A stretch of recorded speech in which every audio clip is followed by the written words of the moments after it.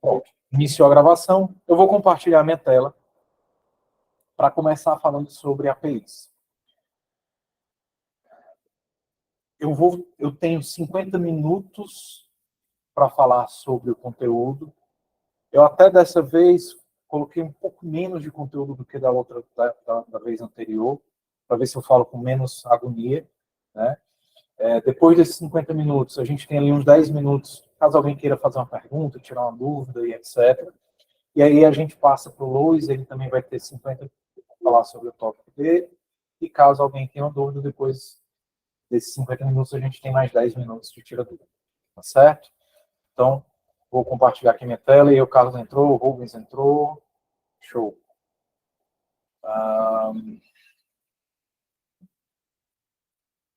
Compartilhar a tela inteira.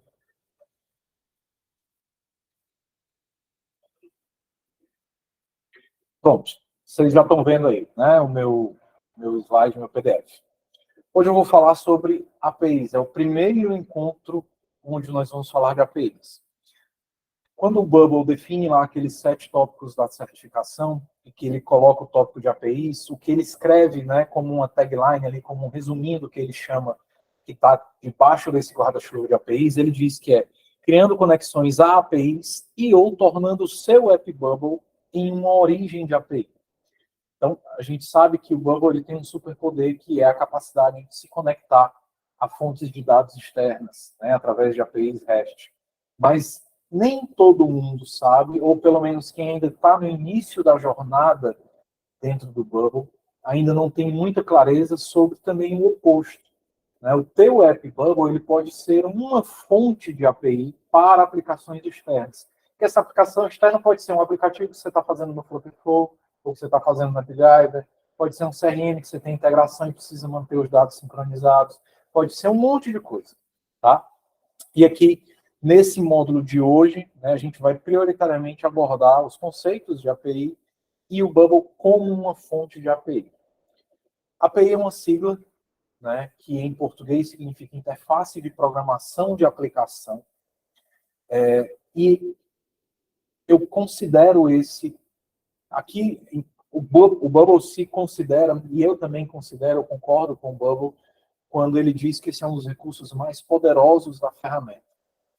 Porque isso expande a capacidade de uso e a capacidade de aplicação do Bubble para um horizonte que praticamente não tem limites. Né? Então, qualquer app, qualquer fonte de dados, qualquer serviço externo ao Bubble pode ser integrado dentro da nossa aplicação de forma muito transparente.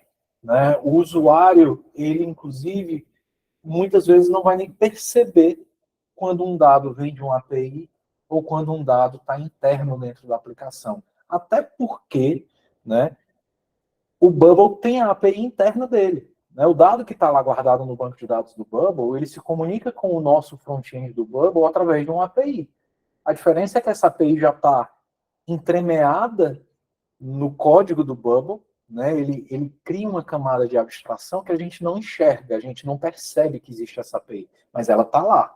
Né? Da mesma forma que o Luiz, que é especialista em Zeno, cria esse banco de dados no Zeno, cria essa API do Zeno, e a gente consegue usar isso dentro de um App Bubble também de forma transparente. O usuário ele não tem essa clareza. Não sei se quem já foi a Recife, já foi a Olinda, quando você está indo de carro de Recife para Olinda, você não sabe quando começa um e quando termina outro. É uma grande avenida, e você segue as placas e quando você percebe, você está dentro de Olinda. É mais ou menos a mesma coisa que a gente não tem essa percepção, a gente não consegue enxergar quando termina um e quando começa outro. E o Bubble usa APIs do tipo RESTful. Tá? E a gente vai falar aqui um pouco mais sobre isso. A API é um conjunto de regras, um conjunto de princípios que cria um padrão de comunicação para que diferentes aplicações conversem na mesma língua.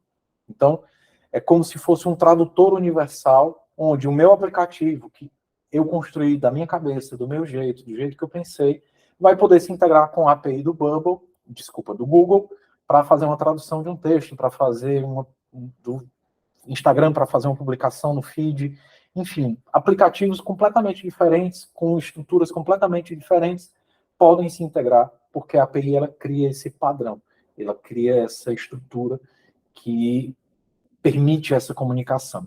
A API não é nada novo, né? Existe lá desde os anos 60, né? Então já tem aí mais de 60 anos que as APIs estão aí no mercado, e permite conexões de entrada e saída de dados, né? Então eu tenho rotas, eu tenho requisições de recebimento ou leitura de dados e requisições de envio ou post de dados, ou put de dados, ou patch de dados, né?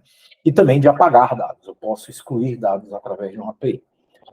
Conexão de entrada significa que algum serviço externo vai ler dados meus, vai ter acesso a dados meus, seja para ler, seja para alterar, ou seja para executar um workflow específico. E aí a gente vai ver mais na frente que eu tenho uma API de dados e eu tenho uma API de workflow. Eu posso expor meu banco de dados na minha Data API, e eu posso expor endpoints de dados no workflow, que são endpoints customizados, através dos meus workflow APIs. Então, eu tenho duas formas de dispor a API da minha aplicação Bubble para serviços externos. Tá? Conexões de saída. Significa que o nosso app solicita dados de outro aplicativo, para ler dados desse outro aplicativo, ou para enviar dados do nosso para este outro aplicativo, ou para acessar e dar comandos específicos neste outro aplicativo. Então, conexão de entrada, ou incoming connections, são as conexões que algum serviço externo quer fazer ao nosso app, e outcoming connections, ou conexões de saída, são conexões que o nosso app quer fazer com serviços externos. Tá? Então, só para ficar claro, ambas podem fazer a mesma coisa, entre aspas, porém, uma de dentro para fora e outra de fora para dentro. Tá? Toda conexão de API tem três entidades. Tem um client, ou cliente, tem o serviço, ou service, e tem o recurso, ou resource. Tá? Então, sempre que uma conexão de API é feita, é criada, nós temos duas entidades, duas partes, o cliente e o server, o cliente e o servidor. Né? O cliente é quem envia a solicitação, quem pede a solicitação, o servidor é quem serve a informação, né? Quem responde a informação, e o recurso aliás, aqui não era serviço, né? Desculpa, servidor, tá? Escrevi errado. E o recurso é o que está sendo transacionado nessa API. Né? É o objeto que está em movimento dentro dessa API. Tanto para leitura, como para escrita, como para edição, para alteração e etc. Tá?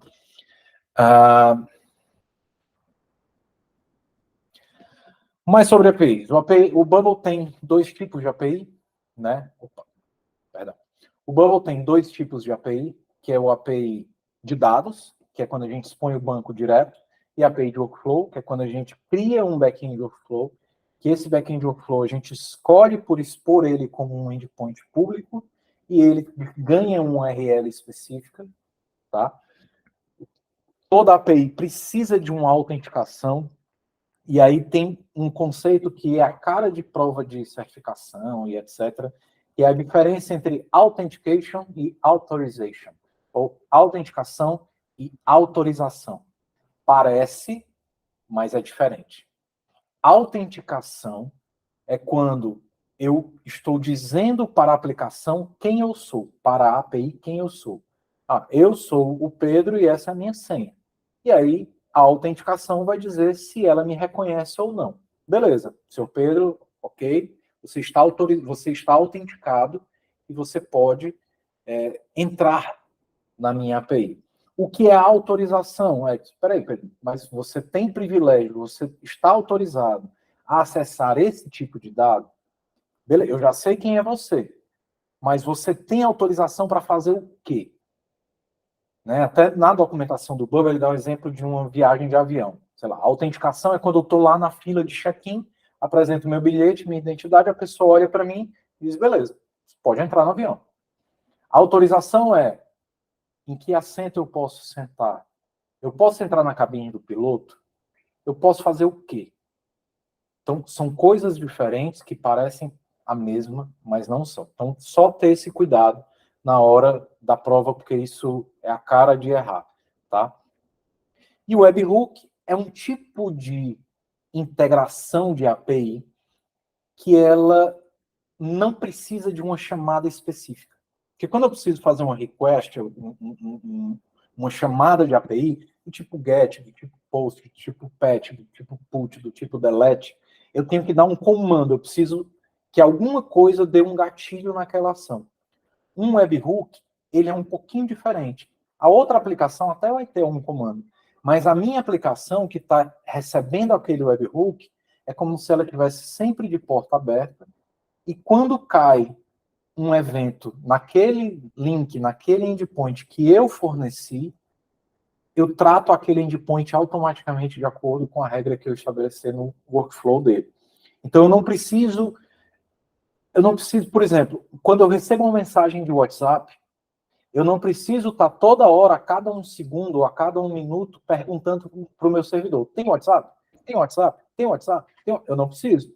Eu deixo um webhook lá pronto, que sempre que chega uma mensagem de WhatsApp lá no servidor da minha API, ele manda uma notificação para o meu endpoint de webhook e eu trato aquela informação automaticamente, sem a necessidade de uma requisição específica para isso.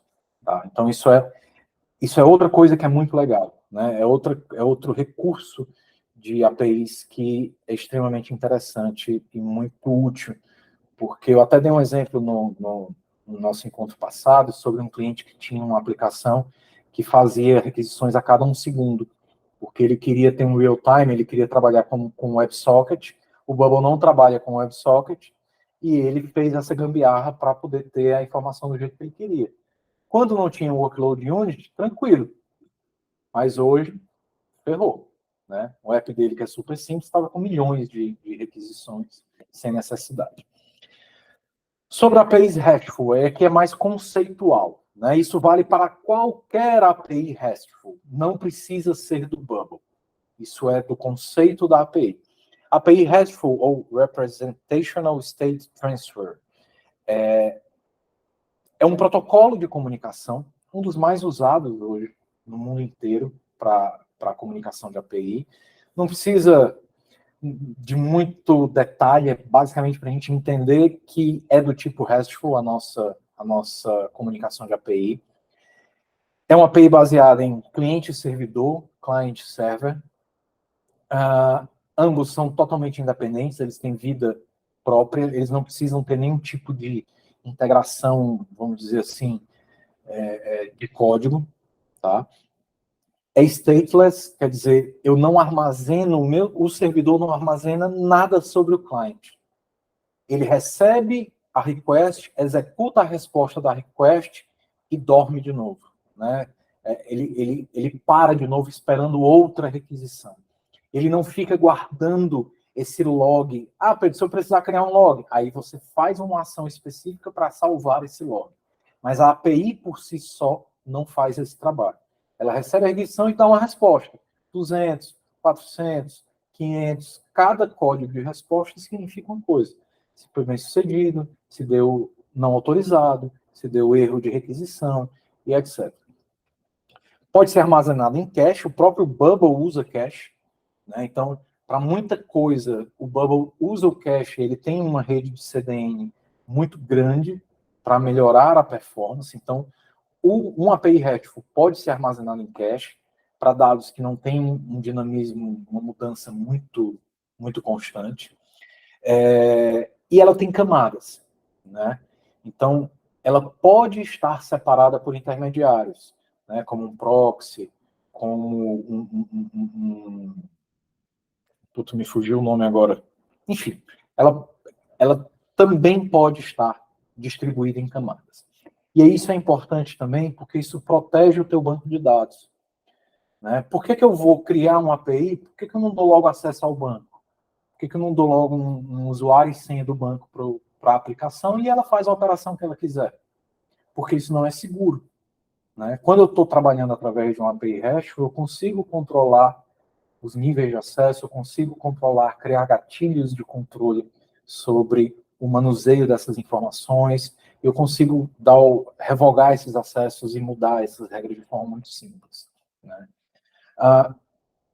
Um API RESTful tem os seus métodos pré-definidos, que é o GET, POST, PUT, PATCH e DELETE, faltou o E aqui do DELETE. E aí tem um conceito desses aqui que é importante de vocês saberem, que o GET é óbvio, né? Eu estou recebendo, eu estou obtendo dados. O POST também é óbvio, eu estou mandando, eu estou enviando dados. Mas o DELETE também é óbvio, eu estou apagando dados. Mas existe uma diferença entre PUT e PATCH, que às vezes a gente se confunde. O put é como se fosse o editar, é o atualizar. Digamos que eu tenho um JSON, eu tenho um arquivo que tem, sei lá, 30 campos. Se eu mandar um put mudando um campo, ele vai funcionar. Ele desconsidera todos os outros 29 que eu não mandei, ele mantém, mas aquele um que eu mandei, ele vai fazer a alteração, ele vai dar o put naquele campo. O patch funciona um pouco diferente. O patch, ele substitui. Então, no patch, mesmo que eu queira mudar só um campo dos 30, no meu body, né, no meu JSON que eu vou mandar, eu preciso mandar todos os 30. Com 29 iguais aos que já eram e aquele um que eu estou querendo mudar. Porque o patch não edita, o patch substitui. Tá? Então, esse é um conceito que é um pouquinho também mais chato, mas depois você entende ali a diferença, é de boa, é mais tranquilo. Tá? As URLs do Bubble são geradas automaticamente, né? Os endpoints do Bubble são gerados automaticamente, e a gente tem dois tipos de endpoint. A gente tem um endpoint de data type, que são os endpoints do banco. Então, se eu for lá no meu settings, API, e habilitar a exposição da minha data API, ele vai abrir uma caixinha com todas as minhas tabelas do banco de dados, com os checkboxes desmarcados, e aí o checkbox que eu marcar, ele vai criar uma URL pública para ele, que vai ter essa estrutura. myapp.bubbleapps.io, ou o meu domínio, né, se eu estiver usando um domínio próprio, /version test, ou version live, ou a slug da minha branch, se eu tiver numa conta com mais de um ambiente de desenvolvimento, /API, /1.1, /OBJ, o nome da minha tabela. E aí, no nome da minha tabela, é tudo minúsculo e sem espaço. Por isso que eu disse, cara, na outra aula de banco de dados, vai nomear uma tabela, não bota emoji, não bota C cedilha, não bota tio, não bota acento, não bota nada de caractere especial, porque na hora que vier para cá, vai dar zero. Entendeu? Não vai ser legal.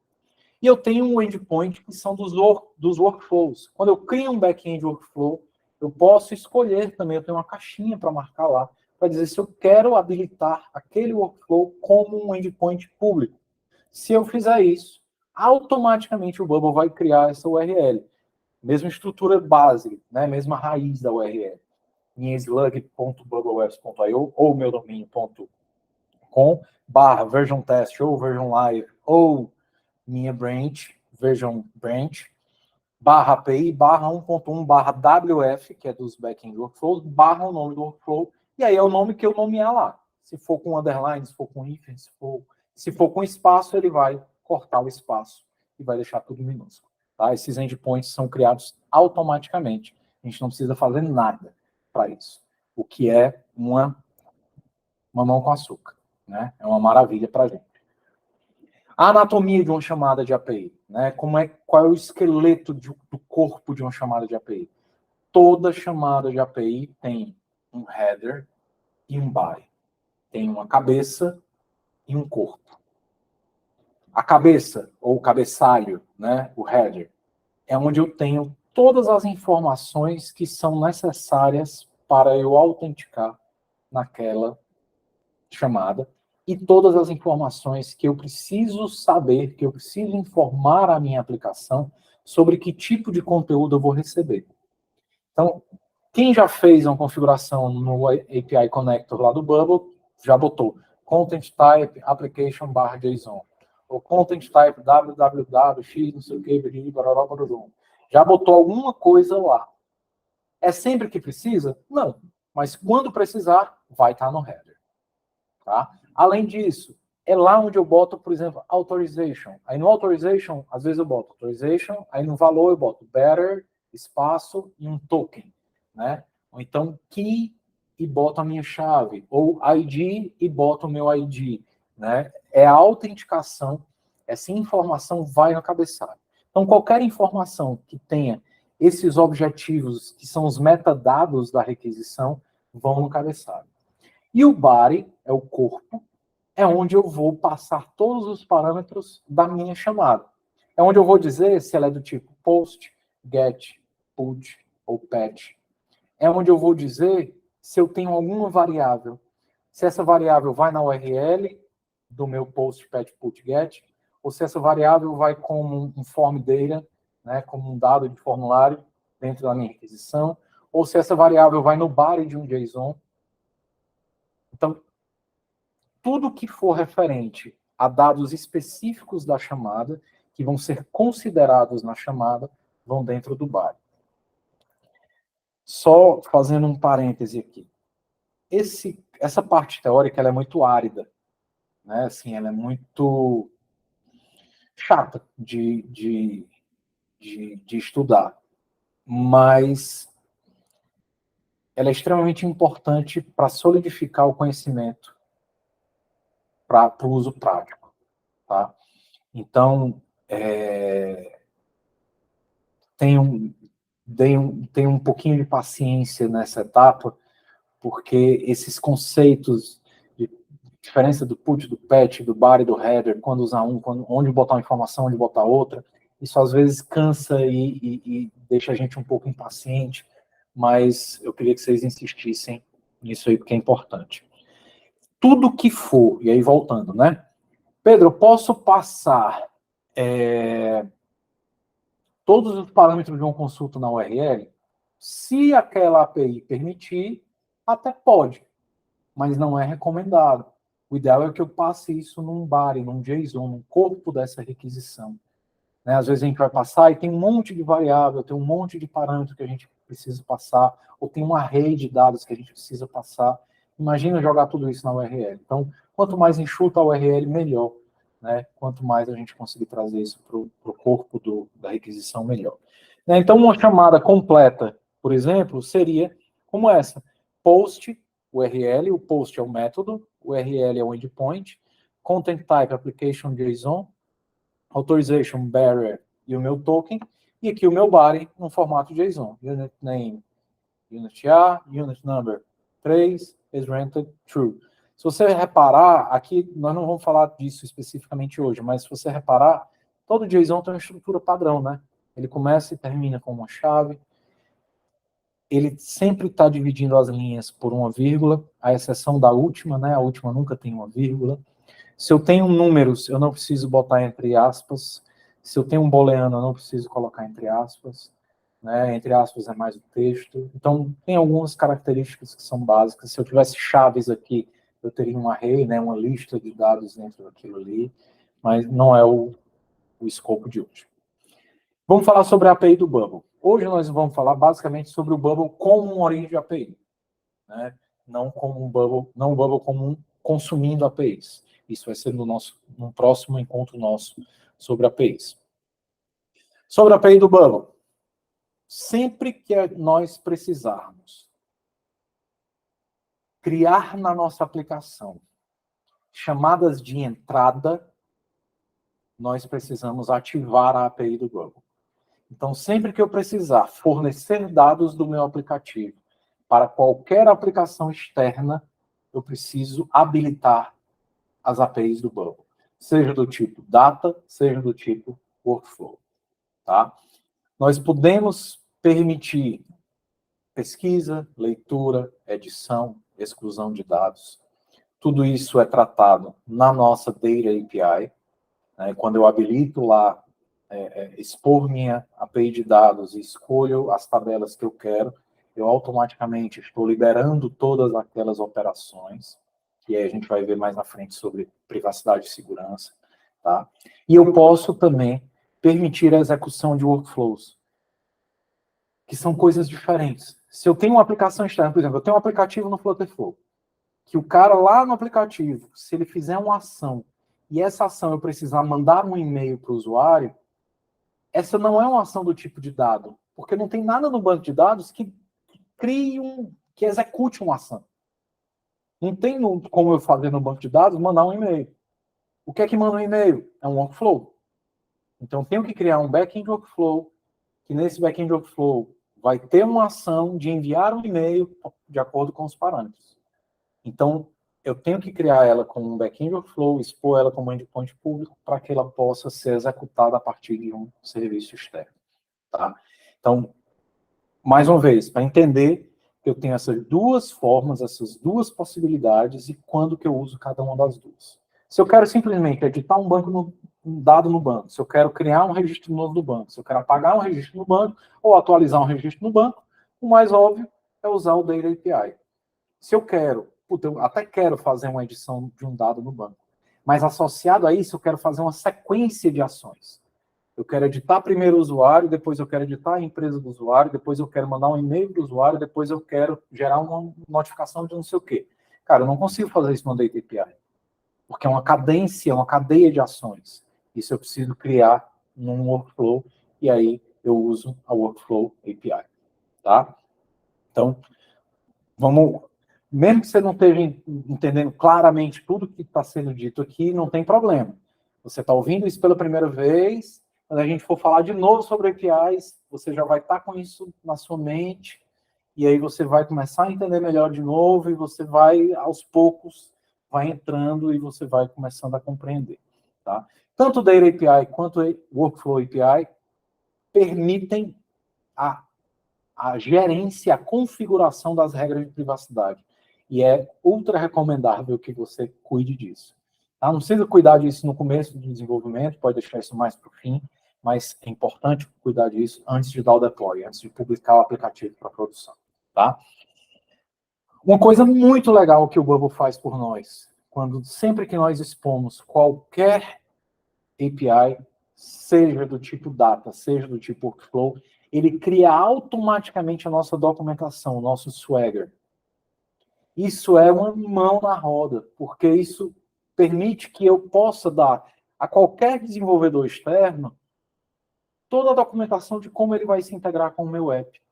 Isso já feito, de mão beijada, com todos os endpoints, todos os métodos, todas as regras, tudo bonitinho, porque o Swagger é um padrão universal de documentação de APIs. Então, isso é lindo e maravilhoso, tá?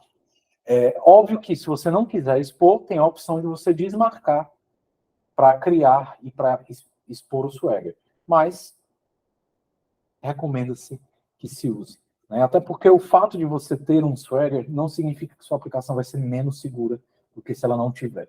Porque se alguém quiser invadir a sua aplicação, ele vai conseguir. Né?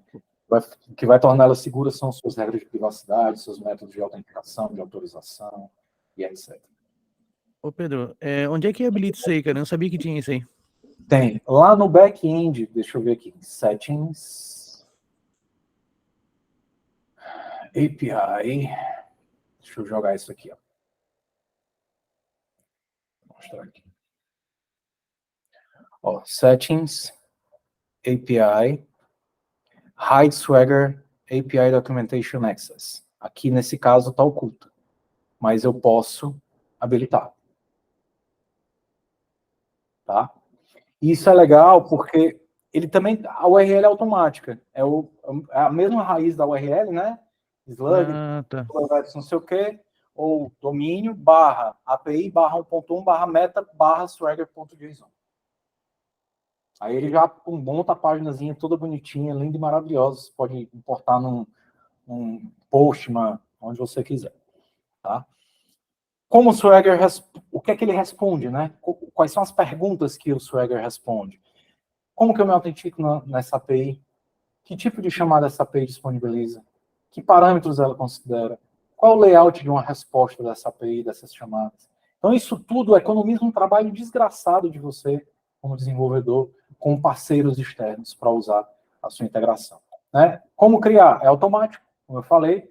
Né? Ele já cria, você pode ocultar, mas ele já cria. E a URL está aqui, né? Aquela nossa raiz, /meta/swagger.json.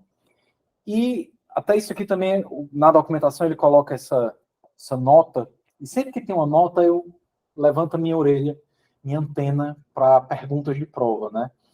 Que ele diz, eu posso alterar a minha documentação Swagger? Tem algum lugar que eu entre lá e possa mexer nela? A resposta é sim e não. Na prática é não. Você não pode mexer. Você não tem autonomia sobre o Swagger. Por que é sim e não? Porque qualquer coisa que você mudar na sua API vai automaticamente atualizar o Swagger. Então, na hora que você cria um método novo de endpoint, automaticamente vai no Swagger. Mudou uma regra, automaticamente vai no Swagger. Mudou o layout de uma resposta, automaticamente vai no Swagger. Tá? Então, isso tudo acontece sem a nossa interação direta. Tá? Acontece automaticamente por baixo dos panos. Terminologias da API do Bubble, né? Quais são os termos gerais? Tem o Bubble API, que é o termo guarda-chuva, né? Que concentra todas as nomenclaturas e as terminologias da API do Bubble. Tem a Data API, que é a API de dados, que a API são os endpoints que atuam diretamente nas nossas tabelas, nos nossos data types. O Workflow API são as APIs que vão para os nossos back-end workflows que estão habilitados para serem expostos. API Workflow é o próprio workflow do back-end. Mas peraí, aqui eu não entendi. Eu tenho Workflow API e API Workflow. Qual é a diferença entre eles? Todo API Workflow, todo Workflow API é um API Workflow, mas nem todo API Workflow é um Workflow API. O que é isso? Todo Workflow que eu crio no back-end, todo back-end Workflow que eu crio, ele é um API Workflow. Quando eu marco para expor esse back-end workflow publicamente, ele vira um workflow API. Ele vira um workflow que pode ser acionado externamente. Certo? Não pergunta. É que assim, que eu saiba, o back-end workflow ele não funciona de forma síncrona, né? Não necessariamente, não. E tem alguma coisa a ver com, tipo, o workflow API é síncrona e o back-end workflow é assim? Não. Não, é só Tá. nomenclatura. Fala, mano. É só nomenclatura. O que ele diz na documentação é o seguinte: API Workflow é tudo que é workflow. Workflow API são todos os workflows que estão expostos via API. Uhum. Né? E back-end workflow é a mesma coisa do API Workflow.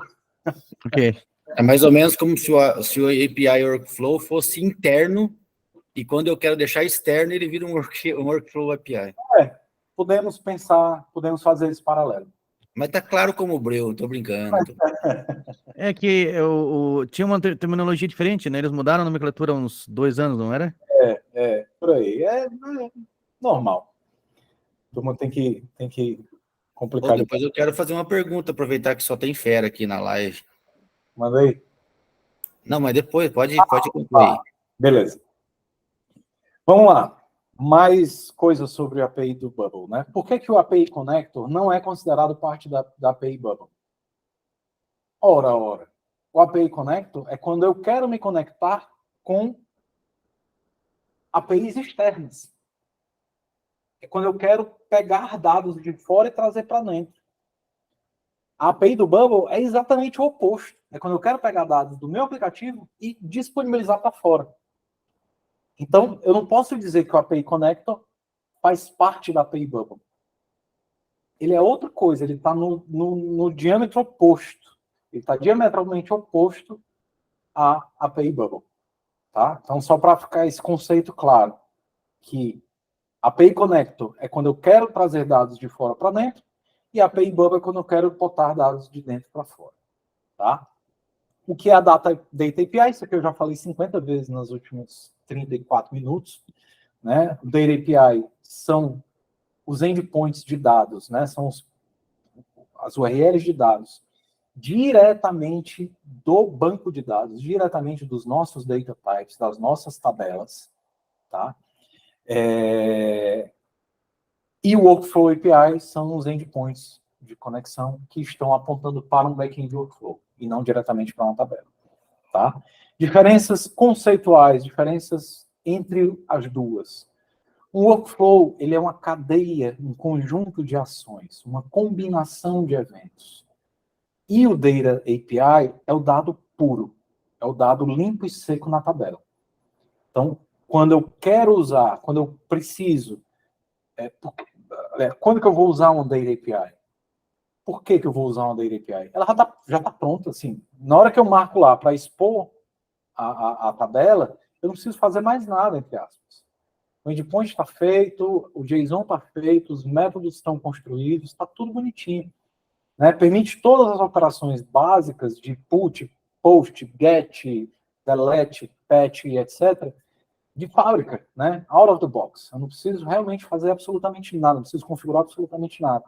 E é segura, porque eu consigo cuidar das regras, das restrições nas políticas de privacidade sobre aqueles dados. Então, eu não preciso ter nenhum esforço adicional, nenhum nada para usar os Data APIs. Mas por que eu não vou usar, então? Porque se eu precisar fazer alguma coisa que não seja limpo e seco, ler um dado, escrever um dado, editar um dado ou apagar um dado, eu vou precisar ir para um back-end workflow, para um workflow API. Mandar um e-mail, resgatar uma senha, criar qualquer coisa diferente que precise de mais de uma ação, eu tenho que ir para um back-end workflow. Tá? Então, essas são as diferenças básicas entre elas, né, que são importantes da gente ter atenção. E aí, aqui, voltando um pouco naquele conceito que eu falei sobre autenticação, né, e autorização. A autenticação, todas as requisições, tanto faz ser de Data API ou de Workflow API, eu preciso de autenticação. Óbvio que se eu digo que o meu método de autenticação é sem autenticação, eu tenho uma autenticação que é nula. Né? Assim, eu escolhi que o meu método de autenticação é não perguntar nada. Eu vou simplesmente deixar minha porta aberta, quem souber meu endereço pode vir, entrar e fazer o que quiser. Né? É uma opção. Não é uma boa opção, mas é uma opção. Né? Eu posso ter uma autenticação do tipo usuário. Se o usuário estiver logado e o usuário tiver privilégio para fazer aquilo, ele pode fazer. E eu tenho uma autenticação do tipo administrador, que é uma autenticação via token. Quando eu exponho minha API, vamos lá, vou mostrar aqui de novo rapidamente, mas quando eu exponho a minha API, eu posso criar um token. Eu posso gerar um API token. E aí esse API token, ele vai ser utilizado para autenticar esse outro usuário externo que quer se conectar à minha API. E aí ele vai botar lá Authentication, Better, o token. E aí, uma coisa importante. Quando eu estou autenticado como usuário, como eu tenho a autenticação do tipo usuário, o tipo usuário, ele leva em consideração todas as regras de privacidade que forem definidas naquela tabela, ou naquele data type, ou naquele workflow. Quando eu tenho a autenticação do tipo administrador, o administrador, ele desconsidera qualquer política de privacidade. Ele tem acesso a tudo. Ele pode fazer qualquer coisa. Tá? Então, também ter atenção a isso aí, ter cuidado com isso aí. Então, o Bubble usa o método Better, né, que é com esse Better. O Better vamos dizer, o portador daquele token, daquela senha, e ele vai poder fazer esse acesso. API de dados, né? Vocês percebem que é bem repetitivo, mas é porque o esquema é o esquema da documentação, é o esquema do manual. À medida que eu vou falando, eu vou criando links que não necessariamente estão na mesma ordem do manual. Então, por isso que às vezes a gente chega num tópico aqui que eu já falei 50 vezes sobre ele, mas isso é de propósito, né? É para que a gente possa entender que uma coisa está ligada à outra e que a gente vai reforçando esses conceitos, tá? Data API é a API de dados, que é a API que vai direto para o banco. Daqui a pouco vocês já estão de cor e salteado, cantando igual Amor Febril, né? Vai estar no piloto automático. Então, Data API é a API do banco de dados, eu exponho minha tabela limpa e seca do jeito que ela é, obviamente obedecendo às regras de privacidade daquela tabela, de acordo com o usuário que tiver, e do tipo de autenticação que eu estabelecer para a minha conexão. Tá? Regra de privacidade, a mesma regra que vale para dentro, vale para fora. Se eu for lá na minha aba de privacidade do banco de dados, aquelas regras que servem para dentro do app vão servir também para a minha Data API, para a minha conexão externa. Tá? E as regras de privacidade, elas controlam quem pode ver o campo, quem pode ver aqueles campos, quem pode encontrar aquele dado numa pesquisa, quem pode ver os arquivos que estão anexados àquele dado, quem pode vincular, fazer o auto-bind, né? Fazer a vinculação automática. E quando eu estou falando de Data API, quando aquele endpoint, quando aquele data type está exposto também num API de dados, eu ganho 3 novas possibilidades de comunicação, de configuração de segurança, de privacidade. Que eu posso dizer se, via Data API, aquele data type, aquela tabela pode ser criada via API, eu posso criar registros via API ou não, se eu posso editar registros via API ou não, ou se eu posso apagar registros via API ou não. Então, eu ganho essas 3 novas opções de privacidade quando eu exponho um data type específico na Data API. Tá? Vamos seguindo. Os endpoints da API de dados. Né? Como que funciona? Né? Qual é a estrutura desses endpoints? Eu tenho a URL raiz, que vai ser a mesma para todo mundo, que obedece a uma estrutura básica. Né? https, nome do meu aplicativo, .bubblewebs.io, o nome da minha branch. Se eu tiver num plano normal, que eu não tenho branches diferentes, vai ser /version test, /API, /1.1, /OBJ, o nome da minha tabela, o nome do meu data type, todo em minúsculo e sem espaço. Se eu tiver no ambiente de produção, quer dizer, eu não estou no modo de desenvolvimento, ao invés de ter o /version test ou minha branch, eu não tenho nada, ou eu tenho version live. Ambos vão funcionar da mesma forma. E se eu estiver usando o meu domínio próprio, ao invés de meu app.bubblewebs.io, vai ser o meu domínio.com, qualquer coisa, o resto. Tá?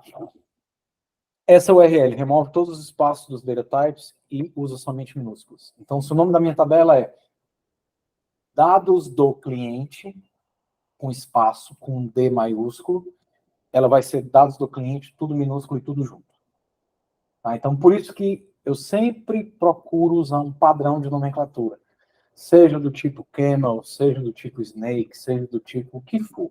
Não importa. Escolha o que você gostar mais, mas se atenha a ele e seja fiel a ele.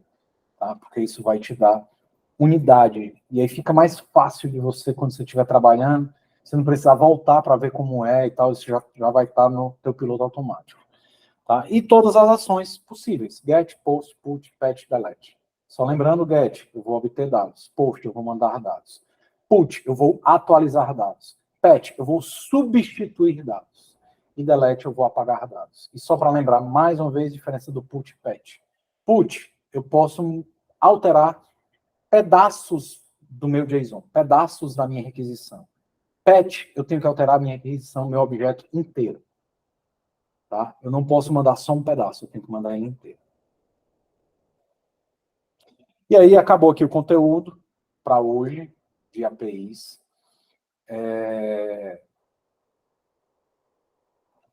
Eu propositadamente coloquei menos conteúdo hoje, né? Ainda tem 7 minutos aqui para dar os meus 50, porque esse é um conteúdo mais árido. Esse é um conteúdo muito teórico, muito técnico, né? E que, para quem já está assim, voando com Bubble e etc., é tranquilo, né?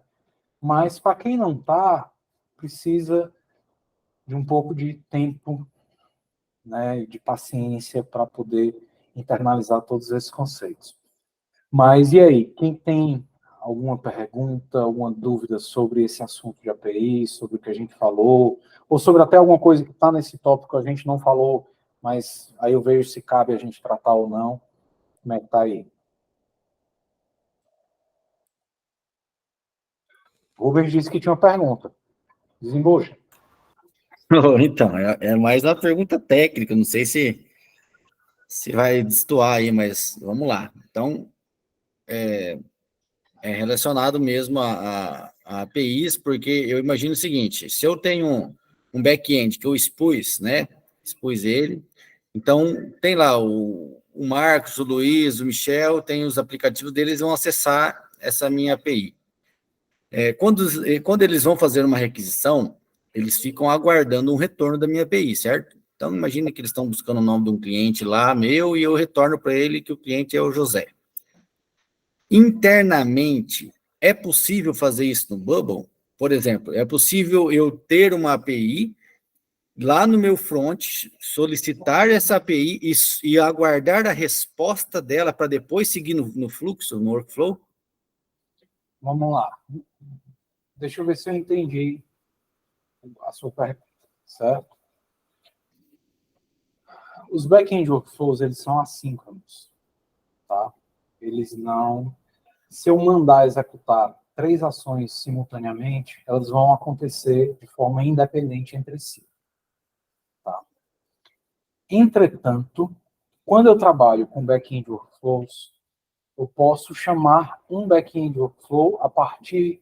Né, eu posso chamar outro back-end a partir de um back-end. O que é que eu estou querendo dizer com isso? Se eu tenho uma ação que depende do fim de outro workflow, eu só vou chamar eu vou separar eles em 2 back-end workflows distintos, e eu vou chamar esse back-end final no fim desse meu primeiro. Vou ter que botar algum trigger ali, alguma coisa para acionar esse outro back-end workflow.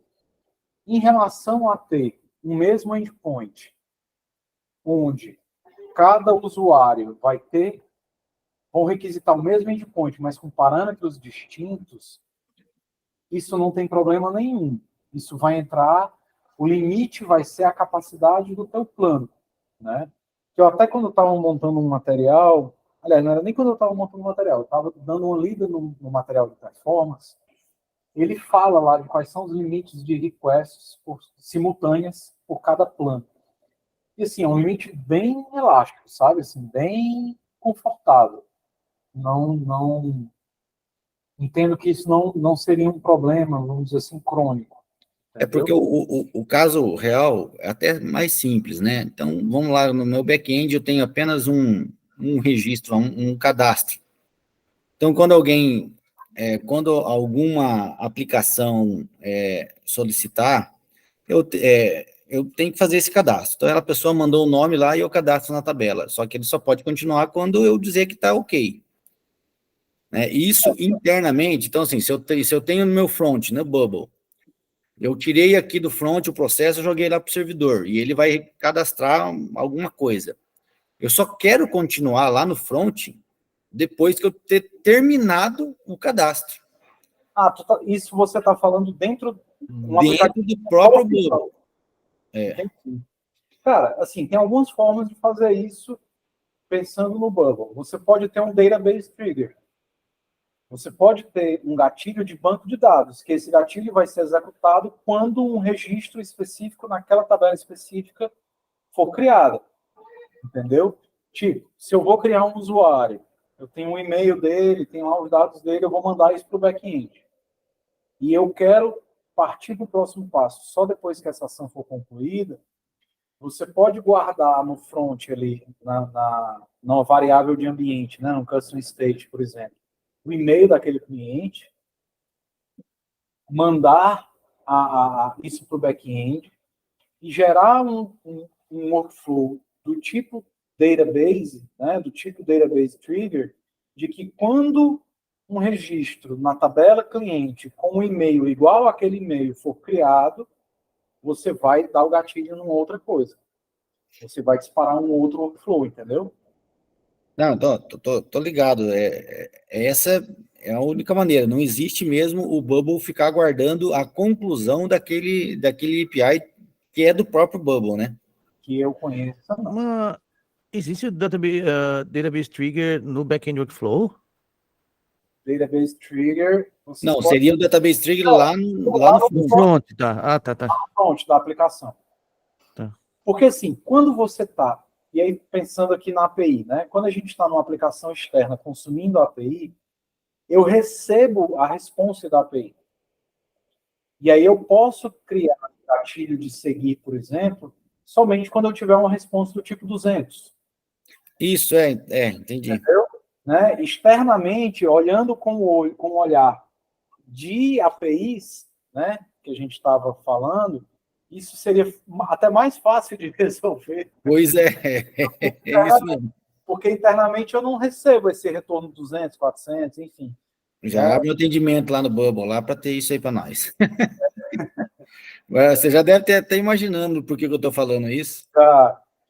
Por causa das gambiarras que a gente tem que fazer de vez em quando. Mas essa trigger é bonitinha, funciona. Funciona.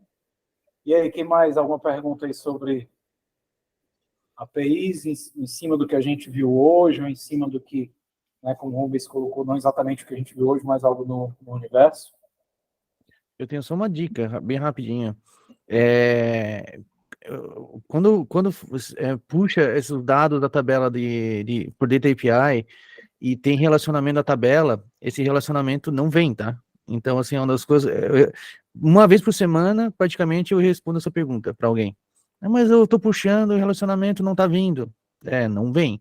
Ele vem com o ID do Bubble, e daí você tem que, onde você for puxar os dados, você vai ter que construir esse relacionamento. Mas o relacionamento só existe dentro do banco de dados do Bubble, tá?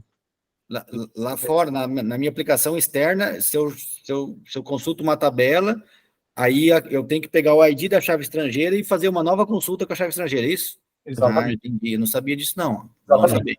Ou, por exemplo, ó, deixa eu ver se eu posso compartilhar aqui uma coisa com vocês. O que foi que eu fiz? Pronto, eu posso compartilhar um Postman aqui. Compartilhar um Postman e um backend workflow. Foi o que eu fiz. No projeto que eu trabalho hoje na IFSA, a gente está usando um sistema externo, o Alteryx, para fazer análise de dados. E aí, o que foi que eu fiz? Exatamente, não necessariamente só por conta disso, mas também por conta disso, para deixar o dado bonitinho, arrumadinho, organizado para o Alteryx, o que foi que eu fiz? Eu criei um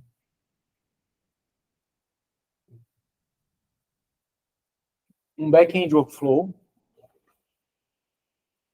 com um layout específico. Isso meu... Ó, eu criei um back-end workflow com um layout específico. Está aqui, por exemplo, eu tenho assign fields e eu montei o JSON dele. Então, aqui eu montei o JSON do jeito que eu quero exibir ele. E aí aqui eu já fiz todos os cruzamentos que eu queria. Então, todos os dados relacionais de... eu tenho um campo que eu tenho o ID dele aqui, mas eu quero printar o nome do campo. Ou a qual formulário esse campo está associado. Ou, enfim, eu saí buscando, criando todas as relações, montei isso como um back-end workflow, um endpoint específico, que no fim ele me cospe esse resultado. Então ele vai me trazer. Tenho 152 respostas, e estão aqui as respostas. O unique ID dela, o nome, se é do tipo, se é um campo do tipo sexo, aniversário, qual o tipo, enfim. E aí ele vai me trazendo aqui, para tudo que eu queria. Esse outro aqui também parecido, esse outro aqui também parecido. Então, são formas que a gente tem de lidar com essa exposição da API, né, usando o Bubble como uma fonte de API, que esse é um exemplo clássico de workflow endpoint, de workflow API. Entendeu? Que é até mais específico ainda, porque esse é um workflow API que não está sendo usado para receber um comando. Ele está sendo usado para expor dados, assim como seria no Data API. Deu para entender a confusão? Então, assim, ao invés de eu expor a tabela, né, a tabela completa, eu montei um JSON para estar todo já organizado bonitinho e expus ele como um endpoint, que ele só dá um return data. Ele não dá, ó, a minha ação desse back-end workflow é return data. Ele não é para executar nada. Ele só vai retornar dado. E eu ainda coloquei vamos dizer assim, algo a mais de autenticação que eu adicionei, eu criei um parâmetro chamado code, que eu mando no header da minha chamada, e eu só dou a resposta se o code for o que está aqui designado. Então, na hora que eu quiser mudar esse code, eu mudo, e se alguém tiver acesso, vamos dizer assim, não autorizado àquela chamada, ele perde imediatamente. Né? Então, são alguns usos que a gente tem para expor o banco de dados do Bubble, para expor a aplicação do Bubble externamente via API. Tá? Mais alguma pergunta desse assunto para a gente? Que a gente, senão a gente já segue aí para o Lois começar a falar sobre front-end functionalities.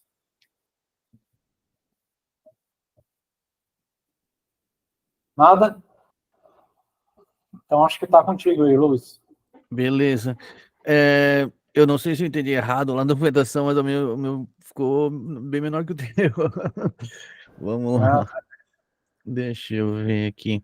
Porque não é front-end workflows, é front-end functionalities? Enfim. Deixa eu mostrar o que eu fiz aqui. Manda bravo.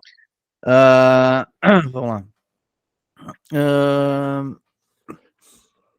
O que eu fiz aqui primeiro, né? Eu peguei algum conteúdo lá da documentação do Bubble e também peguei desse curso aqui, ó, Workflows, que eu estava falando com o Pedro hoje à tarde, do J.J. Egler, que é um dos instrutores do Bootcamp, que na época, quando tinha 3, 4 anos atrás, o Bootcamp do Bubble, esse cara era o professor do Bootcamp do Bubble, né? Então ele dá algumas dicas, na verdade o que ele fala lá, tá lá na documentação do Bubble, só que de uma outra forma, né? Ele ajuda, vamos dizer assim, a gente identificar e saber trabalhar com a documentação do Bubble, né? Então, front-end workflow, reage ao que o usuário faz, o que acontece na página, então, assim, tudo que o usuário interage na página vai gerar um workflow de front-end, né? Eu quis separar o que é front-end e o que é back-end, porque depois tem um outro amigo que vai fazer um conteúdo de back-end, né? E só que algumas coisas meio que overlap, assim, né? Elas se sobrepõem, né? Vamos lá. Então, evento de front-end. O evento de front-end são os gatilhos que ocorrem numa página, geralmente, mas nem sempre iniciados pelo usuário, né? Os eventos front-end só serão acionados enquanto a página estiver aberta. Eventos front-end podem levar a ações que ocorrem no servidor, mas o evento ou gatilho ocorre na página. Então, essas ações, os eventos são os triggers, né? A gente só traduz, como traduzir aqui, os elementos que a gente tem on, daí o nome do grupo, o clique, ou no clique no botão, tal. Um valor de input que é modificado, erro dos elementos, né? Então a gente tem lá no Bubble uma parte assim que é o elemento retornou tal erro, né? Depois tem eventos gerais, que a gente tem quando a página é carregada, a gente vai falar sobre isso lá na frente, cada um desses eventos com mais detalhes, né? Ou quando a URL é recarregada, quando o usuário está logado ou não está logado, né? Quando tem um erro que não foi, né, não manejado, né, não ocorreu, né? Então isso aqui é bem interessante. Eu, como eu tenho comunicação, né, faço um Zeno lá, então tem comunicação do Bubble com o Zeno, então às vezes tem algum erro que retorna um erro específico, o erro 403 de autenticação, por exemplo, e daí eu tento, se aquele erro com aquele número retornou, aí eu tenho, gera uma ação, né? E quando uma condição é verdadeira. O que eu separei aqui foi um pouco também falando sobre a ação em si e um pouco de melhores práticas, vamos dizer assim, né? Como é que você poderia ter um jeito de fazer aquela ação de uma melhor maneira possível, claro, de acordo com a documentação do Bubble, né? Então, definindo condições para executar uma ação, o workflow pode consistir em quantos passos forem necessários, né? Mas às vezes precisará definir algumas regras que determinam se alguns passos devem ser executados ou não. Para isso, você usa o campo only when. Isso aqui a maioria das pessoas já sabe, né?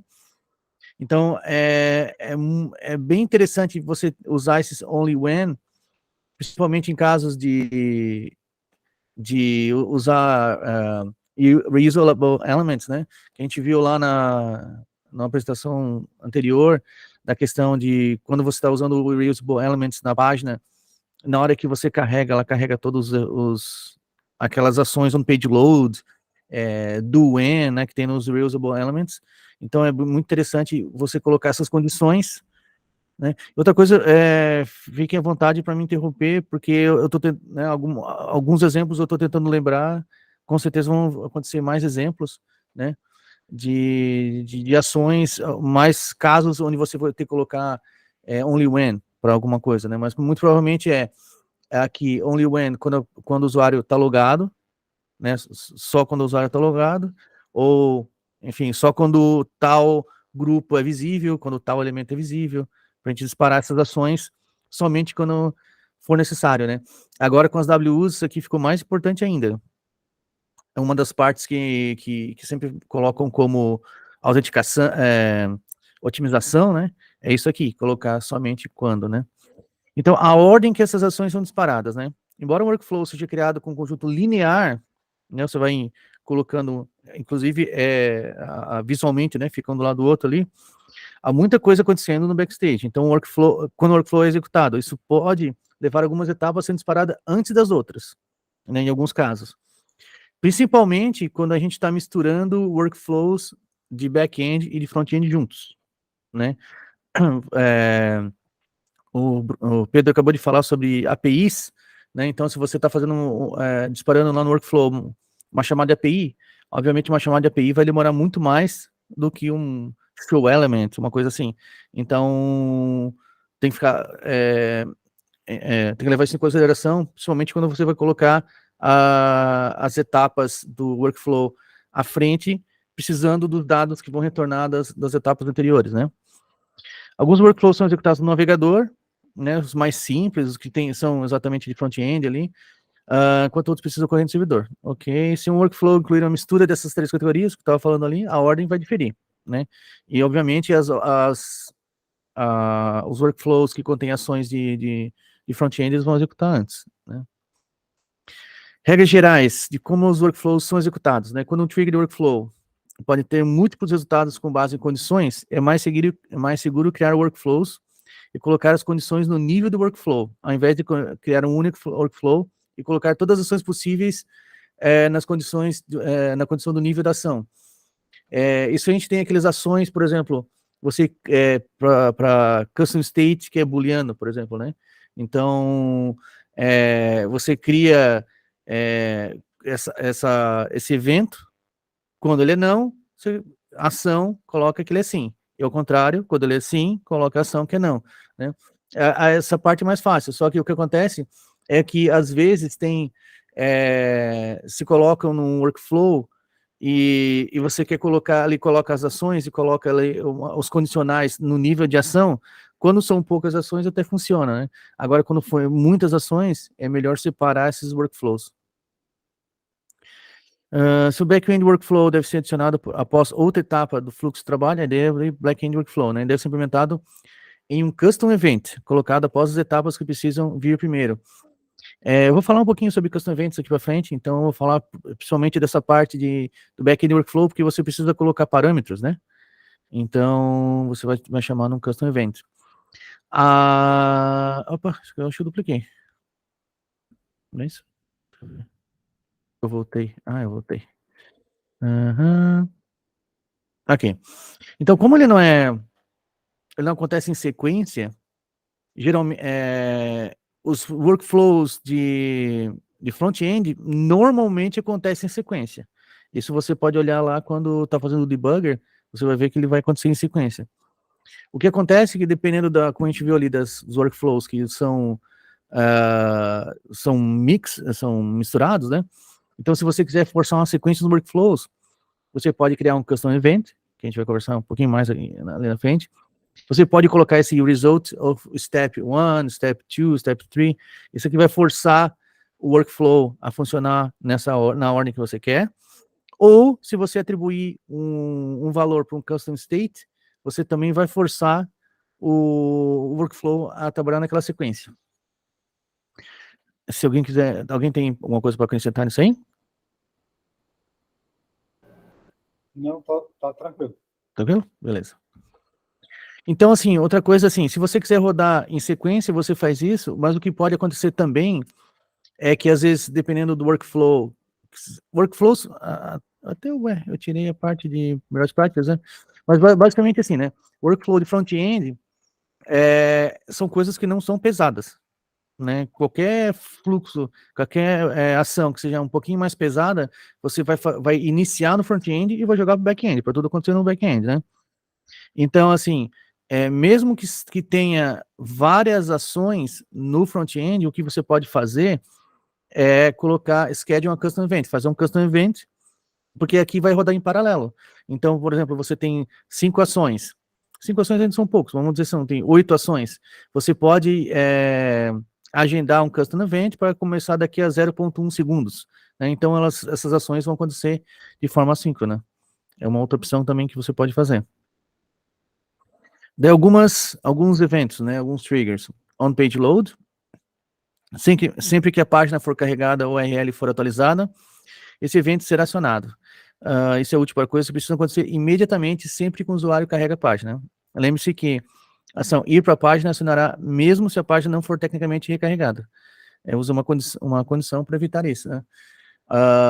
Então, assim, eu acho que para isso e para alguns outros eventos, evitar ao máximo, né, de usar on-page load, porque somente se você tiver um custom state que você precisa popular, que vai ser necessário lá na frente para você usar no tua aplicação de alguma forma, né?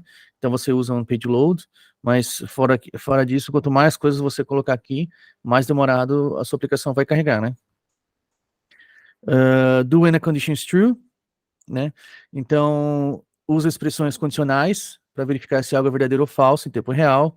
Isso é um recurso poderoso, permite configurar regras lógicas, disparar um fluxo de trabalho instantaneamente. E aí que entra a pegadinha, que esse evento é disparado no carregamento da página dentro dos reusable elements, mesmo aqueles que não estão visíveis na tela. Então, se você tiver trabalhar com reusable elements, o que você deveria estar fazendo de qualquer forma, se você tiver muitas ações dessa do when a condition is true, na hora que você tiver o page load, eles vão carregar todas. Né? Então, interessante é você colocar uma condicional no do when condition is true, lá no reusable element, e fazer quando a condição é a condição que você quer seja verdadeira e esse elemento seja visível. Aí você vai colocar essa condição que... Vamos colocar duas condições, né? Então, faça a cada X segundos. Então, não recomendado da maioria das vezes, né? Eu já vi gente usando... Antes dos WUs lá, o pessoal usava mais, né? Hoje em dia não é tão utilizado, né? Então, quais são os casos que você pode usar isso aqui? Ou, né, enfim, não deveria estar usando assim em caso de ter alternativa, né? Mas como em alguns casos você pode utilizar quando não tem webhooks para retornar uma API. O Pedro deu um exemplo lá da pessoa que iria usar o WebSocket, era uma possibilidade, né? Só que assim, a cada 1 segundo é meio inviável na nova precificação do Bubble, né? Em slideshows é bem utilizado, daí já fica uma ação somente de front-end, então ela não gasta tanto WUs, e geralmente esses slideshows eles são feitos ou em homes de interface ou em landing page, né? Então não é alguma coisa que atrapalha muito, né? E ela roda mesmo com condicionais, então o que eu já vi é as pessoas colocando isso aqui, a cada 5 segundos, caso isso aconteça. Então assim, a cada 5 segundos ele vai ver se a condicional é verdadeiro ou não. Então, mesmo com condicionais, ela vai continuar funcionando, né? Então, tentar evitar. Tenha em mente que repetir continuamente o fluxo de trabalho pode retardar o desempenho do aplicativo, né? Também tem essa parte aqui. Um outro uso de caso que eu vi, as pessoas usando isso aqui por exemplo, quando eles querem um timer, né, de uma prova, quando querem saber quanto tempo a pessoa utilizou para responder uma pergunta. Eu vejo também um outro uso de caso, isso aqui, quando você está, por exemplo, você quer guardar a posição do scroll, né? Então, se você, por exemplo, está por exemplo, uma rede social mobile, assim, então você está dando scroll, então a cada X segundos você guarda a posição do scroll, porque se a pessoa voltar depois de clicar ali no detalhes daquele item lá do repeating group, ele vai voltar naquela parte do scroll e não vai voltar. Alguém tem alguma experiência com isso aqui, que teve que pensar uma alternativa? Usava isso aqui antes dos WUs? Cara, confesso que nunca usei muito, não. Acho que os 3 casos que eu usei mais foram nesse exemplo lá dessa página que precisava ficar consultando cada um segundo uma requisição. Usei também em sliders, como você comentou. E o Uhum. que eu usei também foi na verdade, não era nem a cada X segundos, vamos dizer assim, continuamente, mas é porque para criar um analytics interno do app, né, eu Uhum. criei alguns tipos de evento. Então, quando uma página era visualizada, quando o usuário fazia uma ação, e um dos eventos era quando o usuário passava mais de tanto tempo na página. E aí criava-se esse do every X seconds, Uhum. mas ele não era ad eternum, ele tinha lá um tempo e aí depois Uhum. terminava o workflow. Mas, Ah, tá. mas foi talvez esse o único caso diferente do que você comentou aí, que eu me lembro. Ah, legal. E depois das WUs ali, ele ficou assim, faz diferença isso aqui? Alguém tem a dizer? Porque, como eu falei, eu não uso muito o back-end do Bubble, né? Mas eu já não usava isso aqui em termos para questão de performance, né? Porque ele vai ter uma ação acontecendo, né, continuamente. Mas com as WUs parece que me fica meio inviável, exceto nesses casos aqui de live shows. Alguém usa isso aqui e tá funcionando na aplicação de boa? Hoje eu não uso mais, né? Assim, Aham. hoje eu estou trabalhando só com um projeto e nele não tem. Mas nesse caso até desse cliente que eu te falei, Uhum. tirou a regra de precificação, eu ainda tinha acesso ao editor dele, e eu olhei e tinha, cara, tava com milhões de WUs, entendeu? Uhum. Então, assim, fatalmente tem efeito direto é um ofensor grande. Beleza. Uhum. Então, o próximo é Custom Event, né? Então, como é que eu posso dizer? É uma possibilidade que a gente tem que ajuda muito no desenvolvimento, né? Ele evita workflows duplicados, ele diminui a repetição do trabalho. Então, a questão da manutenção é muito importante, né? Porque quando você cria vários workflows repetidos, vamos dizer assim, né? A parte de debug fica mais complicada, que você vai debugar em diversas formas diferentes, né? Outra coisa é essa aqui, manter consistência, se preparar para mudanças futuras. Então, uma outra questão é que você vai dar manutenção naquilo ali, vai fazer melhorias, e daí a questão de entender se é você que faz, eu acho que mesmo assim é difícil, né? Mas se você está trabalhando em equipe, é muito importante você trabalhar, fazer isso aqui e documentar o que você está fazendo, né? E outra coisa que ele faz aqui, ele dispara workflows no Reusable Element com parâmetros, né? Então, ele tem um trigger, a custom event e na Reusable Element. Ele tem um trigger assim, né? Que você pode colocar. E então, assim, combinado com os Reusable Elements, ele ajuda bastante a dar agilidade no desenvolvimento. Aqui que o Pedro falou, né, do trigger custom event when the data changes. Essa ação procura por uma mudança no campo específico, em determinado tipo de dados, e desencadeia um evento personalizado. Tem em mente que o evento só será acionado enquanto a página permanecer aberta, né? Então deve ser chamado novamente se for fechado. O evento só será acionado uma vez por cada chamada de ação. Porque como ele acontece totalmente, né, no front-end, essa parte aqui, na verdade, assim, não acontece no front-end, né, mas ele é trigger, né, ele é desencadeado no front-end, daí por isso que ele vai ter essa questão de ser chamado só uma vez, né. Então é isso aí, é super, super rápido aí, eu acho que, como eu falei, eu peguei as partes lá da documentação, mas eu não coloquei assim como está escrito lá, né? Eu tentar dar uma resumida e tentar falar em cima. Mas como é uma parte mais simples, não tem muito o que falar em cima, a não ser o que alguns amigos aí podem acrescentar. Legal. Quem tem alguma pergunta aí sobre front-end workflows? É uma coisa interessante que eu nunca usei, mas me despertou a curiosidade, é usar essas trigger / reutilizáveis aí, sabe? Eu nunca utilizei, eu vi na primeira apresentação, acho que o Marcos fez, ele comentou algo sobre isso, e aí já tinha me despertado a curiosidade, falei, rapaz, preciso usar isso aí para ver como que é, ainda não usei ainda, mas é sempre aprendendo, cara. Legal. Não está relacionado diretamente a front-end workflows, mas não deixa de estar aí no universo. Como que, assim, não sei se você poderia talvez falar um pouco mais, Luiz, sobre a parte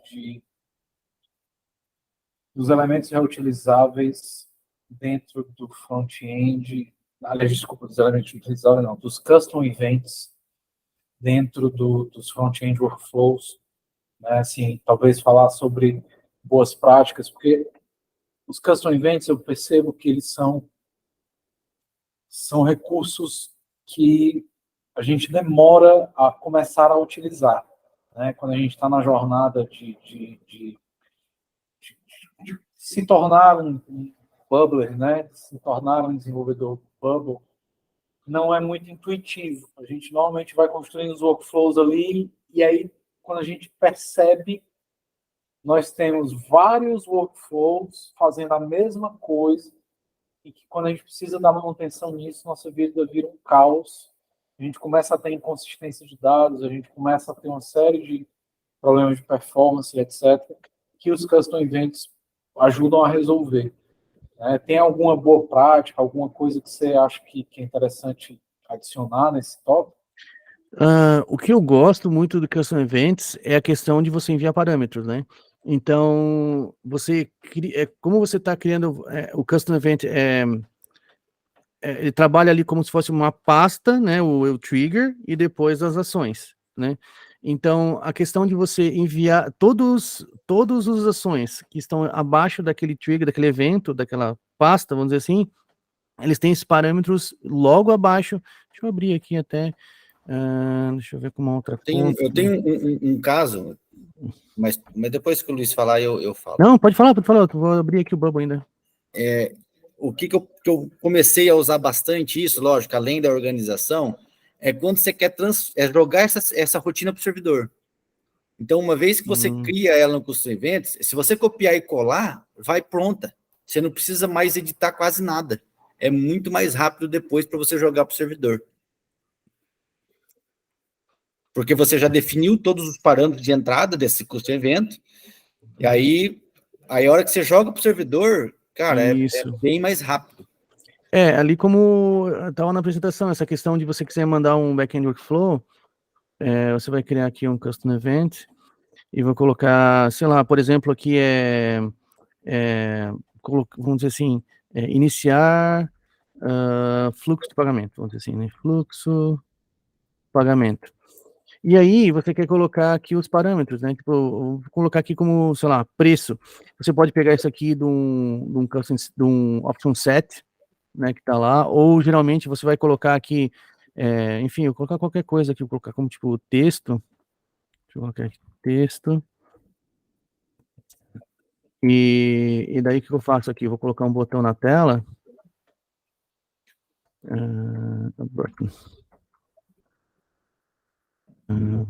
esse aqui nesse grupo, e vou colocar aqui é texto arbitrário mesmo. Vou colocar aqui o preço, vamos ver assim, é 100, né? Então, o que vai acontecer? Quando clicar esse botão, ele vai iniciar lá o fluxo de pagamento. E qual que é o... Aqui já está o preço, ó. Porque o que eu fiz? Eu coloquei o parâmetro aqui, se eu colocar aqui os outros parâmetros, né? Plano, ou nome, enfim, o que ele colocar aqui, ele já vai... ali eu já tenho que preencher isso aqui, ó, aqui já está preço, plano, enfim, né? Então, eu estou colocando texto aqui, porque lá está a texto arbitrário, não está colocando número, mas esse grupo, texto, né? Então, quando esse botão, onde é que tá? Esse aqui é clicado, vai começar esse trigger e tem esse fluxo de pagamento. O que eu vou fazer aqui? Eu vou colocar só aqui para mostrar depois um debugger lá como é que faz. No botão, vou botar no botão mesmo, vou colocar aqui valor e lá é texto, né? Eu acho que é isso. Daí eu vou colocar... E daí vocês já veem que ele está enviando parâmetro para lá para você. Todas as ações desse, se eu colocar aqui, create a thing, e daí aqui, não sei se vai estar aqui, já vai estar aqui preço, ó. Então vai estar, não preciso chegar aqui e procurar, ela já vai estar logo abaixo, todas essas partes aqui, né? Então, vou colocar aqui, slow, querendo, aqui. Eu botei aqui, né? Na verdade é aqui antes. Tira esse create de campo da tabela aqui. E daí, enfim, eu acho que vocês já entenderam ali a lógica, né? Ele vai colocar aqui, ó, preço, set state. Opa, set state eu não peguei lá. Set valor, preço. Tá. Agora, o que acontece? Estou mandando para lá, então todas aquelas ações daquele workflow vão ter aqueles parâmetros, né? Então, se você chamar um backend workflow, você vai ter que enviar aqueles parâmetros de alguma forma, né? Então, eu acho que essa é a melhor forma de chamar backend workflow, é você criar um custom event, ó, aqui, valor 100, né? Um custom event e colocar esses parâmetros. Alguma coisa para acrescentar, Pedro? Não, acho que é isso aí. E aí, assim, pensando agora numa visão, num olhar mais específico de prova, né? De Uhum. avaliação, de certificação, eu chamaria a atenção para essa parte da documentação que eu vou compartilhar aqui, que é a parte mais conceitual dos workflows, Uhum. tá? Dos front-end workflows, né? Que aí é mais objeto de estudo mesmo, né? É mais pessoal. Mas de ter bem claro, né, quais são os tipos de evento que podem iniciar um workflow, né, um clique de um elemento, o valor de um input alterado, uma condição verdadeira, o usuário logar ou deslogar, um database trigger, né, uma mudança no banco de dados, que tipo de ação um workflow pode executar. Isso aqui normalmente é o tipo de pergunta também que eu enxergo que pode ser feita, né? Como organizar os workflows, e aí aqui a gente vai desde funcionalidades do front-end até a interface do Bubble, né? Que aí vai de melhores práticas, organizar por cores e por pastas. O que pode gerar erros em workflows, como lidar com esses erros, timeout, né? O workflow de front-end tem 5 minutos de timeout, enfim. E aqui é só mesmo uma observação de onde olhar, para onde direcionar uma leitura de estudo para a certificação, né? Nem de boas práticas prática. Eu acho que eu não peguei a filosofia da coisa. Eu peguei, eu quis fazer uma coisa mais de dica, assim, não mais estudo, mas eu entendi que não era a pegada. Não, mas assim, ambos funcionam, né? E a gente, como até comentei, a gente vai ver os mesmos conteúdos várias vezes. Então, em um determinado momento, a gente vai ver uma aplicação mais prática, em outra a gente vai mais para o by the book, né? Vai para o livro mesmo, e a gente vai mesclando isso para consolidar o conhecimento. Eu acho que... queria acrescentar a questão do Custom Events lá nos elementos reutilizáveis. A questão maior é assim, se você tem muitos Custom Events que são utilizados em várias páginas, você monta eles todos dentro de um elemento reutilizável, e a cada página que você for utilizar, qualquer Custom Event, você coloca esse elemento reutilizável na página. Porque quando você monta ele na página, você só pode ser utilizado naquela página. Então, quando é num elemento reutilizável, aí você centraliza tudo lá e vai colocando esse elemento nas páginas para poder utilizar. Essa que é, em resumo, a simplicidade dele, né? Excelente, cara. Isso aí é bem legal. Eu já usei uma vez e eu aprendi isso no curso do AirDev Bootcamp. Eles ensinam bem legal isso aí, dessa forma mesmo. E também aquele Custom Events também, eu aprendi lá. Muito bacana. Legal, essa dica realmente é muito boa, assim, e não é muito óbvia, né? Não é muito intuitiva, assim. É É que o verdade. elemento reutilizável, ele nos remete à fronte ali, sabe? Mas eu também, assim, eu nunca usei desse jeito aí. Eu só realmente usava na página, mas pensando mais na frente, com certeza, você jogar isso aí para o elemento reutilizável para reutilizar todo o código, né? E quando você tem funcionalidades muito claras, né? Por exemplo, iniciar fluxo do pagamento. Pô, tá tudo lá no elemento reutilizável, o custom event, a parte do pop-up ou da parte visual em si, já tá tudo lá. Então, quando tem funcionalidade de booking, né?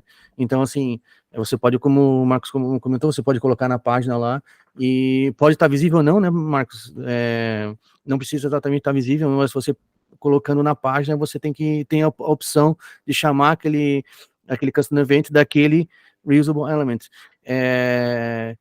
Eu acho que, assim, incluindo a mim mesmo, né, a gente não tem poucas pessoas que têm experiência com aplicações grandes feitas em Bubble, né? Então, enquanto a aplicação está pequena, ela está fácil de manter, você não precisa... Agora, com as AWS, você tem que otimizar, mas até pouco tempo atrás você não precisava nem otimizar, né? Então, assim, não é que não precisava, claro que sempre precisou, né? Ninguém nunca fez de qualquer jeito, né? Mas agora entra a questão de custo. Antes era só a questão de performance em si. Mas a possibilidade que o Bubble dá para a gente conseguir agilidade, uma vez que a gente começa a utilizar isso ali, e começa... Porque é difícil realmente aprender sem mexer, né? O Pedro estava comentando ali de Data API. Olha, eu já tinha lido sobre Data API. Quando eu fiz aquelas lives lá de migrar a back-end do Bubble para o Zeno, eu comecei a mexer com Data API e fazer as chamadas e manipular ali que eu realmente aprendi o Data API. Né? Agora você falava ali, eu só lembrava das coisas. Claro, só coloquei lá, tal. Né? Então, assim, tudo que a gente vê aqui também aproveitam, colocam em prática, porque é assim que fixa, né? É assim que vai achando os problemas, porque é na dúvida que a gente aprende, né? Chegando, batendo, né? Achando aquele roadblock, e como é que eu vou contornar isso aí? Daí você vai começar a pegar como você consegue fazer aquilo de forma mais fácil, até porque o Pedro também pode falar que uma coisa é trabalhar sozinho, outra coisa é trabalhar em equipe, né, Pedro?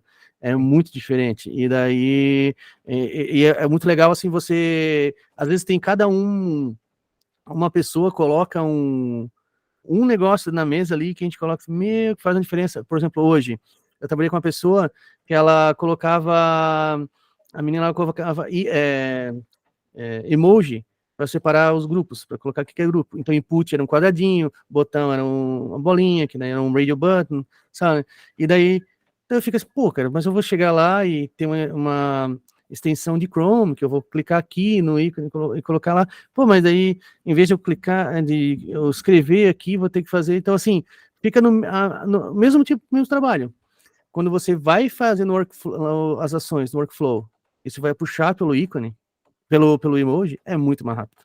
Porque já sabe exatamente, assim, por exemplo, e-mail. Daí tem, assim, o texto e-mail, o input e-mail, o não sei, entendeu? Então, assim, você já consegue puxar, só de bater ali, você já consegue entender onde que é, por exemplo, assim, outra coisa que ela fazia, era colocar, assim, número 1, por exemplo, login. Número 2, o grupo dentro do login também era login. 2 login. Eles não precisam colocar, assim, grupo interno, login, coisa assim. Não, 1 login, 2 login, 3 nome. Então, assim, lá no workflow, eu já sabia exatamente qual era o nível daquele grupo. Então, eu já sabia exatamente qual era o grupo. Na hora que se eu puxar custom state daquele grupo, não preciso ficar... parece pouco, de ficar procurando ali, 2, 3 segundos, achei. Sabe? Agora, você bater o olho e achar na hora, isso aí no montante faz bastante diferença. Sim, sim, sem dúvida. E assim, é engraçado porque a gente está...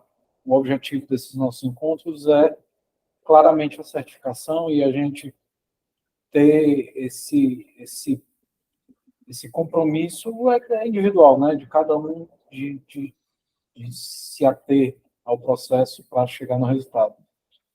Mas essas discussões, né, essas trocas vão trazendo, porque a gente acaba criando nossas metodologias, né, que fazem sentido para a gente, mas que às vezes uma coisa que você fala, que o Marcos falou, que o Fernando falou, o Rubens, a Estela e tal, aí você fica pensando, e aí você consegue remeter a várias situações que você já passou e que você pensa, mas realmente, talvez para isso, esse método seja melhor do que o que eu usava. Tenho que reconstruir lá o que eu deixei para trás.